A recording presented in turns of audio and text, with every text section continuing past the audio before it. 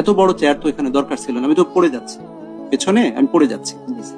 বাংলাদেশে টাকার যে অপচয়, আমি একটু আগে একটা বক্তব্য উপস্থাপন করে এলাম, সেটা হলো যে সরকারি সম্পদের অপচয় কিভাবে রোধ করা যায়, এটা অপচয়, এটা অপচয়। হ্যাঁ, আমিরুল মোমিনিন যেটা করেছিলেন সেটাও তো সম্ভব ছিল, এই টাকাটা বাঁচিয়ে তো জনগণের ঘাড়ে দেওয়া যেত।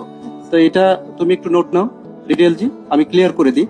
2টা ফির ক্ষেত্রে ট্যারিফ যেটা নেন সেটা হয়তো মাসিক একটা, ওইটা হয়তো নিতে পারেন, কিন্তু আপনি এই জায়গাটা তো কমাতে পারেন। আমার মনে হয় অনেক টাকা এই জায়গায় অবশ্যই পৌরসভার স্যার, এটা আমি আপনাকে মহোদয় আপনাকে রিকোয়েস্ট করব যে আপনি এটা দেখবেন এবং একই সাথে ডিটেইলজি তুমি এই জায়গাটায় কাজ করে মানুষকে একটু শান্তি দাও। এটা ওই সময় তারা করেছে, তারা অনেক বেশি খরচ করেছে আমার বিশ্বাস। এটা অত্যন্ত অ্যাম্বিশাস একটি চিন্তা চেতনার মধ্য দিয়ে তারা করেছিল। এই অ্যাম্বিশাস এ কারণেই হয়েছে আজকের এই চেয়ারের কারণে। ঠিক আছে, এত বড় চেয়ার বাংলাদেশের দরকার নেই, আমাকে না দিলেও হতো।